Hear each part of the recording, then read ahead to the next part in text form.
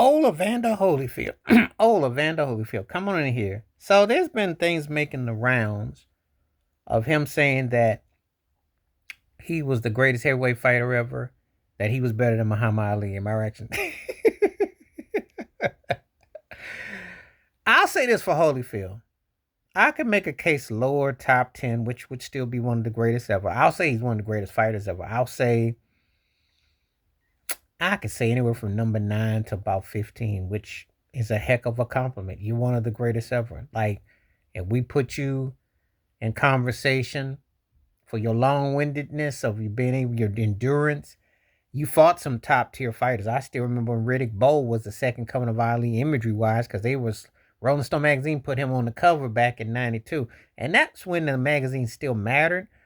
And when they created a sports sensation, he was that dude. He had that voice. Just Riddick just never lived up to it. So from that perspective, I can make a case that you did beat a quality fight. And of course, your fights with Tyson, the first time you were too much for him. The second time he went, for the second time he went Columbus Jeffrey Dahmer on your ear. But that first fight, you clearly was a better fighter than Tyson. Some may say the layoff and Tyson wasn't the same fighter. I think Holyfield matched up well against Tyson.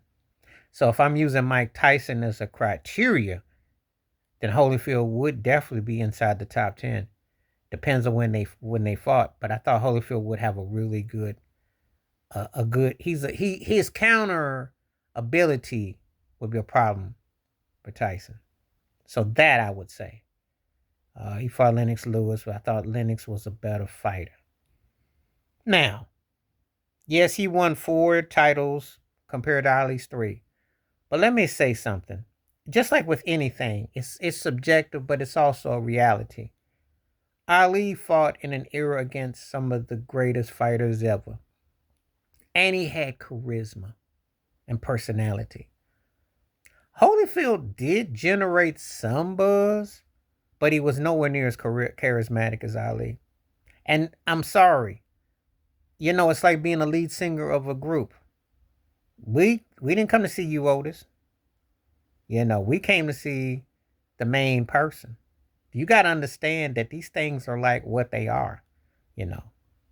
It's like you can be good in there, but you're not the same in there. So it's like you come to see someone that has that charisma, has that, and they brought something to it.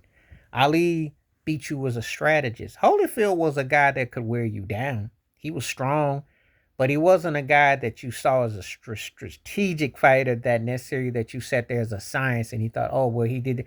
But he had some great fights for his era. But come on now, Ali fought Joe Frazier. Well, who did Holyfield fight? That's the equivalent of that. What was the Thriller in Manila? Where's the fight in Africa against a George Foreman in his prime? Ken Norton Sr., unorthodox style. Comebacks against Leon Spinks, who was a pretty good fighter. You can say his brother was better. Sonny Liston, who in any era is as a pet bull, one of the baddest. Cats like Ernie Shavers. The competition was deeper, and Ali understood the magnitude. Now, we don't even talk about Jack Johnson, who fought 100-round fights 100 years ago, Jack Dempsey, or Joe Louis. And, of course, people are going to bring up Rocky Marciano, and rightfully so. Evander Holyfield, you don't have a jab like Larry Holmes did in his peak and his prime, even though you got more personality than Holmes, but Holmes just was a better fighter, I think. And Foreman was a better fighter, and Joe Frazier was a better fighter. So, you know how many belts you got, there are some guys that are going to be ahead of you. So when you say stuff, you got to make sure that you understand that, you're trying to talk like, hey, and you thought I go after the top of the food chain. Well, you better do a better job to say that. And you have to be memorable, Of course, boxing and everything is biased, but no one I've ever encountered, except maybe Holyfield's family and friends, would ever put him in the same sentence with Ali. They just wouldn't, because the charisma, the persona, the depth, the magnitude, the history, and the fact that Ali lost 5 years of his career because he stood up against that Vietnam War, which shouldn't have pertained. So that was unlawful, and there was a whole situation like that. I don't think Holyfield could have lost 5 years of his peak and prime and stand on anything and had the same situation. So anyway, he, to his defense, can say he's a top. You're one of the greatest, but to say you're better than Ali is ridiculous on many levels. Because you never, for one thing, you never had the aura, the charisma, the charm, and the fight and the depth to what made Ali Ali. And there's other factors involved while we get, sometimes it's rose-colored glasses, how we romanticize people. So yes, it does. But then there's also hard-hitting facts. They carry themselves a certain way that we just kind of flow into the wind with what they are. And I will say this, Holyfield's one of the most underappreciated.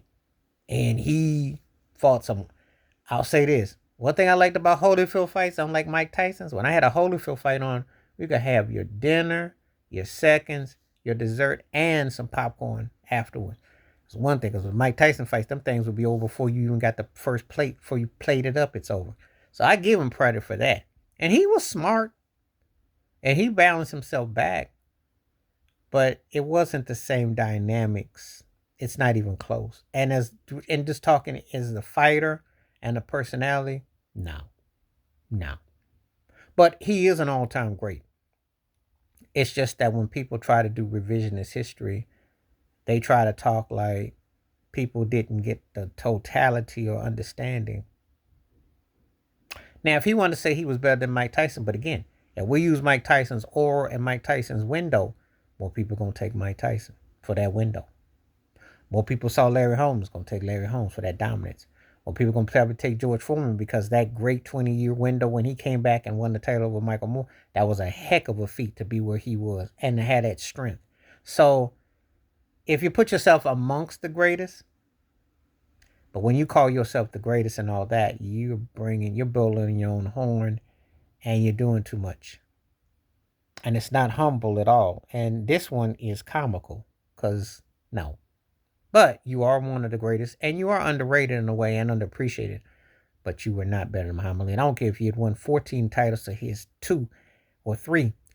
You didn't capture the imagination in the time period and the fighters and the many strategic ways and structures that he was able to fight. Because you weren't seen as that dude. If they asked anybody of this past 25 years in weight class, heavyweights, who they say go against Ali, they going to pick Mike Tyson. Even though we can make the case you may have been better. And I can make a case Lennox Lewis may have been better. But there is also how people project. So please like, subscribe, welcome thoughts, comments, and I do respond. Thank you. Wash your hands, keep your mind clear. Watch out for another. Share it if you like. Stay safe, stay blessed, stay woke, stay free. I'm at one time. Peace.